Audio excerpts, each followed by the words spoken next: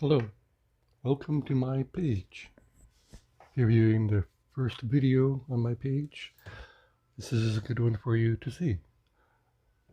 It's going to be about relationships and marriage in different ways that we see it and view it in life, and how society or the government has made it to be like through time. Kind of like. I don't remember where I got these words. I didn't say the link where I got it from, and I don't know who made it. There's no name in there about who made it, but I was reading my topics and I was reading through one of them where I had the words to share to people.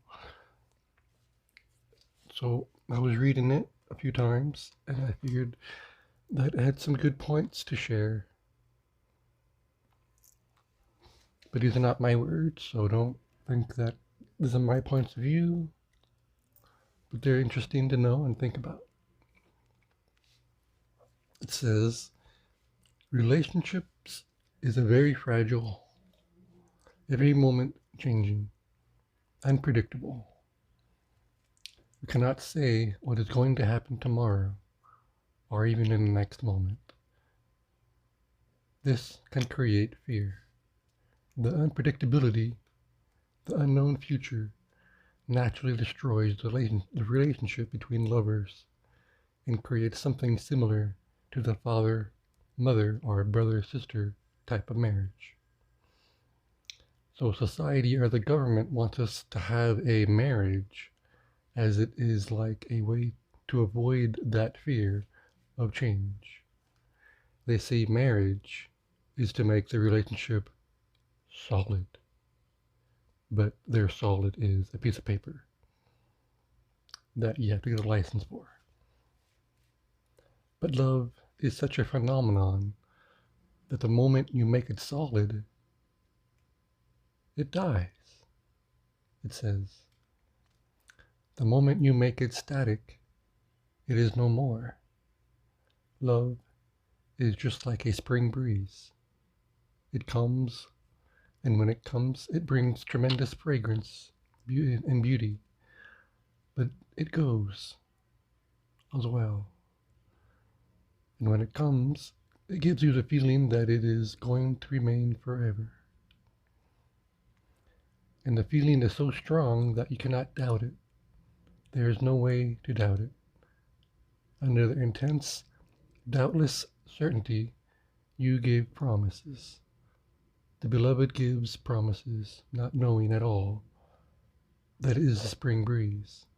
It comes when it comes, and it goes when it goes. It is within your hands, yet you cannot capture it in your fist. You can feel it when your hand is open, its coolness, but the moment your fist is closed, there is no more breeze there. There is no more coolness there. There is no fragrance there. But out of fear, man or society or the government turned love into the same category as the relationship with your father or with your mother, with your sister or with your brother. Man forgot completely that the mother is not your choice.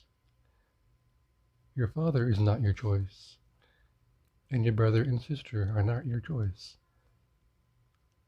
They are given factors. But the woman you have fallen in love with is the only thing in your life which is not given by birth, or same for the same thing, the man you fall in love with, which is not determined by birth, which needs a conscious choice. That too can create fear for some. Just think, if you had to choose your mother and choose your father and your brother and your sister, your life would have been so burdened with anxiety. But technically, we do choose them before we are born, but that's called a soul contract. That's not in the words here, I just wanted to say that. We do choose our family to be born into. But here's some more of the words there now. Whom to choose and whom not to choose. But these things are just given by your birth. Nature provides for you. They are your biological love. Your biological love is physiological. It depends totally on you. And because it depends totally on you, it creates fear. Or it can. I'm not saying it does, but that's what this is. You can commit a mistake. You cannot commit a mistake by being a son to a mother. What can you do? Every mother is beautiful. Every son is beautiful. Every father is great. Every son is special. You have not been asked. You have not even thought about it. It all just happened to you. You're simply a victim of it all. It all happened to you. All these relationships with your mother and your father, brother and sister. It was not in your hands, within your capacity to do anything about once you were born here, basically. But when you fall in love, there is a tremendous fear, they say, and uncertainty, hesitation, and anxiety. Whether you're taking the right step or the wrong step, whether this woman is made for you or you are made for this woman, it is simply infatuation. Or is there some certainty, something more than infatuation? Is there love, or is it only a biological attraction? 1,000 problems arise in you, and the most difficult problem is whether this love is going to last. So before it disappears, before it is beyond your reach, you need some support from the law, from the state, from society, some kind of guarantee. You cannot depend on this woman or on this man only. It is too risky. You don't know the person. Who is he or who is she? And what the future has for you in its womb. You don't know. You have to take some measures to make love a stable thing. In fact, what you are saying is you would have been good if you were born with your wife. Alright, that was pretty neat. That's kind of like society's view or the government's kind of view, what they've kind of made relationships be like. They want people to conform to their ways of relationships and love, not have their own points of views. I don't know why it says fear in there a few times. It's not so great to have that kind of feeling when you're associating it with love. Shouldn't really be that way. These next few parts are interesting. They are talking about different areas of the way love and relationships have become like for them through time. And a few of the words I can't pronounce correctly, I believe, but I will say them and then I will spell them out for you. This one is talking next. It goes, you'll be surprised that in Jainism, Jainism,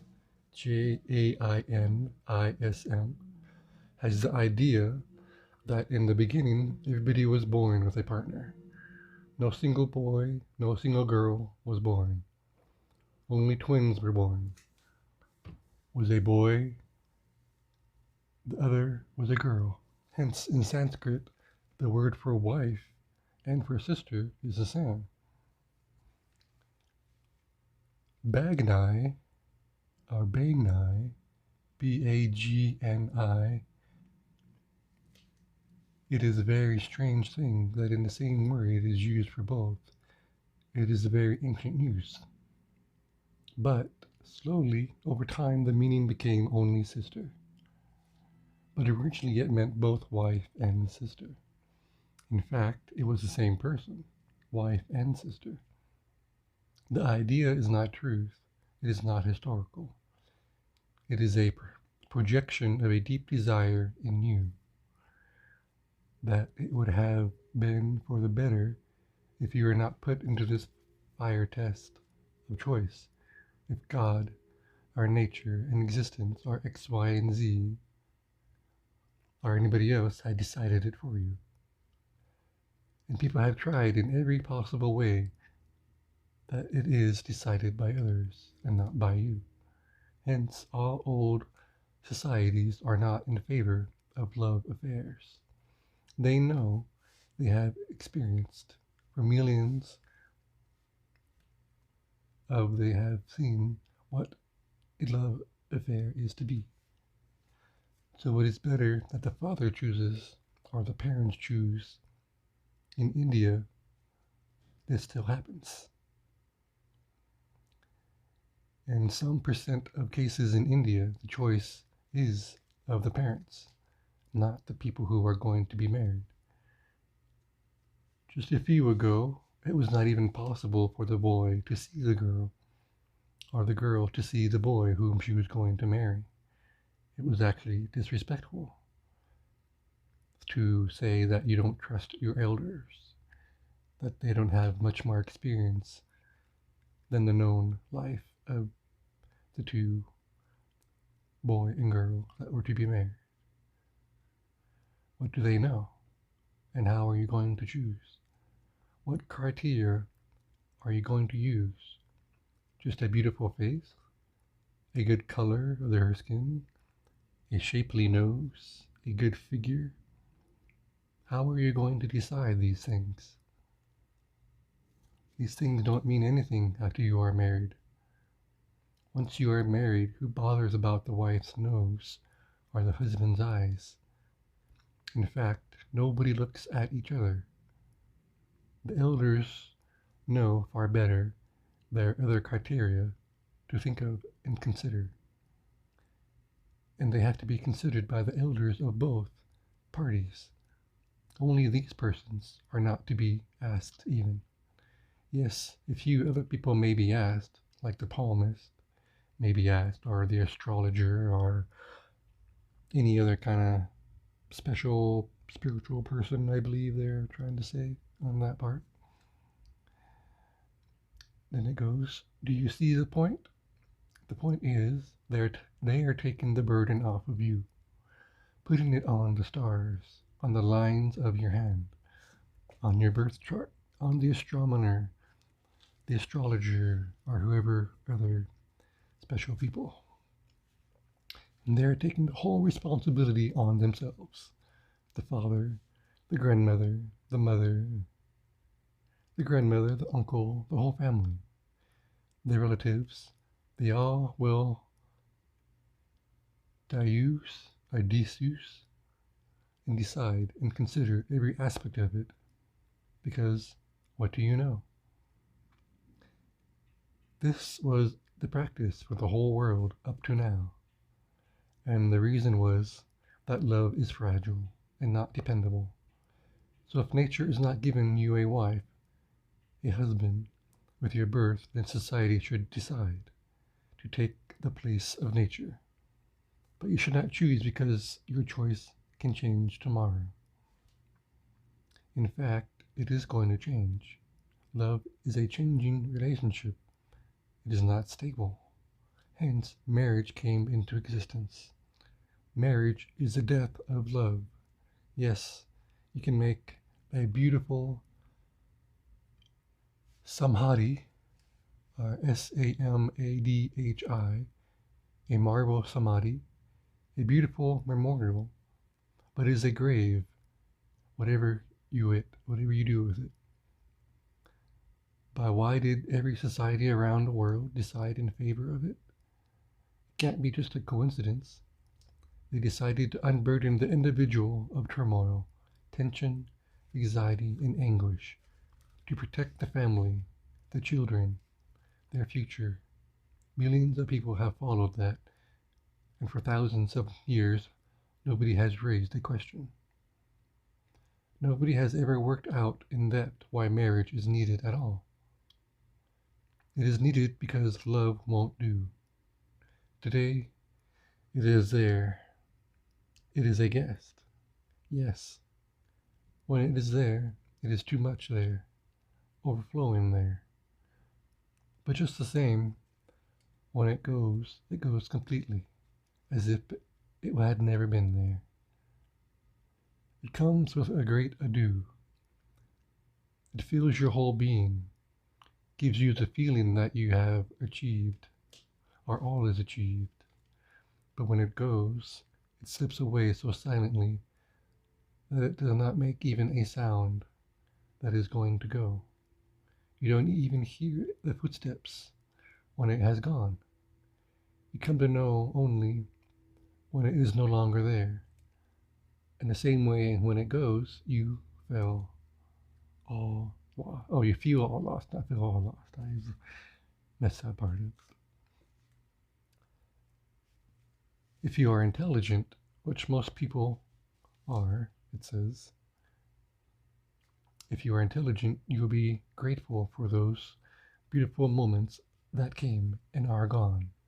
You'll be tremendously grateful because there's no necessity even for those few moments to come that had come on their own, not asking whether you were worthy of them or not. They gave you tremendous experience of a taste of life, a taste of a flowering.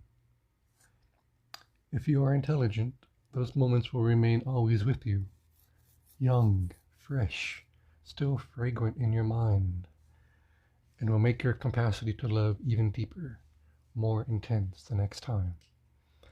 But very few people are intelligent. The percent will be in despair, angry, and they will forget all those beautiful moments immediately because love has deceived them. Now, this is your own idea. Love has never said to you, I'm going to remain here forever. It was your assumption of love of that other person. You have assumed for which love is not responsible. You are not the master of its coming. How can you be the master and force it to stay or not to go? But percent of the people are unintelligent. Still, that is where evolution has reached. Those percent of people will turn those moments of love into hate. Though they will hate the person, they will throw all responsibility onto the other person and blame the other person, and most don't blame themselves or have any feelings that they did anything wrong. They will try in every way to make the other person feel guilty. You deceived, you cheated, are the words like that. And the other person is going to do the same because he also or she also belongs to the percent of the people. So those who were lovers will become enemies in some cases.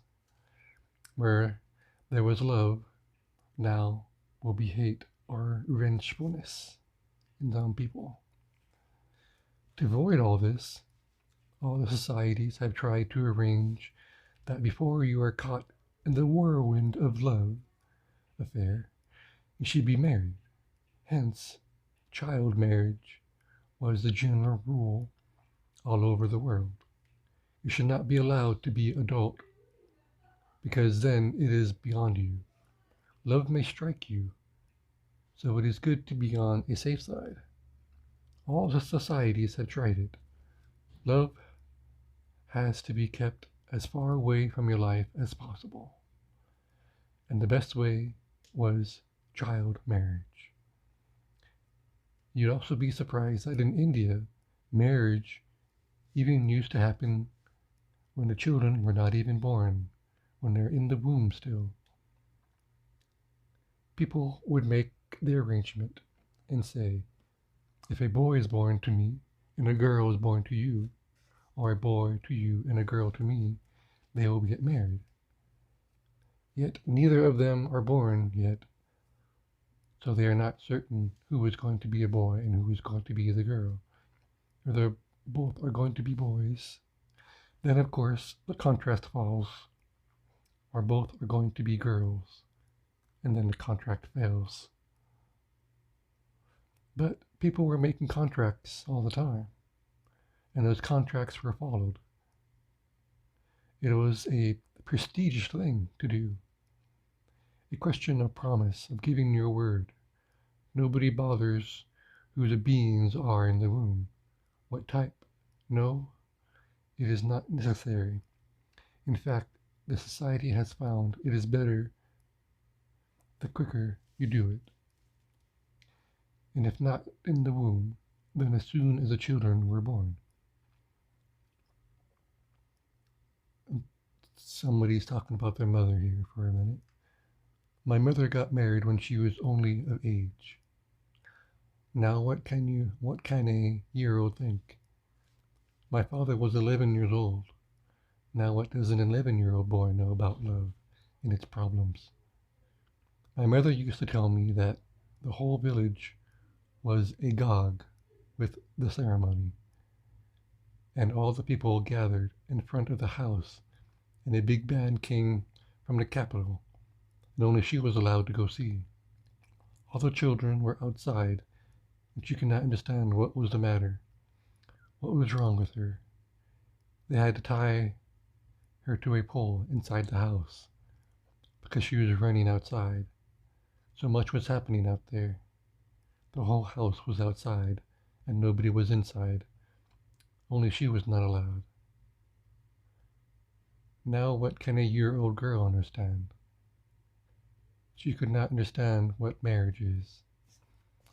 But the strategy was, let the small children get married. Once they are living together, they will start loving the same way as you love your sister, as you love your mother. But it is not the love that takes you, possesses you from nowhere, changes you, makes you capable of risking even your life. It is not that mad of love. No, it is simply a companionship.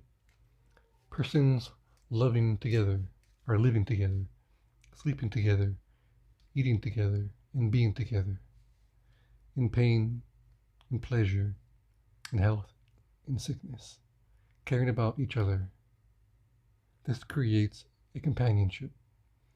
Millions of people on the earth have thought this love, this companionship, and consider them the same. And society has made it absolutely certain that there is no possibility of any love happening after marriage. Women were not allowed to move about outside. In Mohammedan countries, I believe I'm saying Mohammedan correctly, but I'll spell it out. Mohammedan countries, they're not allowed to show their face. The first thing a Mohammedan wife has to ask her husband is, who are these people whom I can open my veil? Because that is the greatest crime there. If she opens her veil before somebody who is not okay by her husband. So the husband tells her, these people you can show your face to, otherwise nobody is going to see you. The Hindu wife is almost the same position. She even cannot open her gohat, I believe, I'm not sure. Ghonght.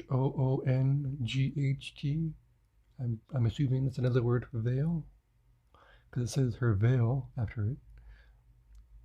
She cannot open her veil before her husband if some elder is present.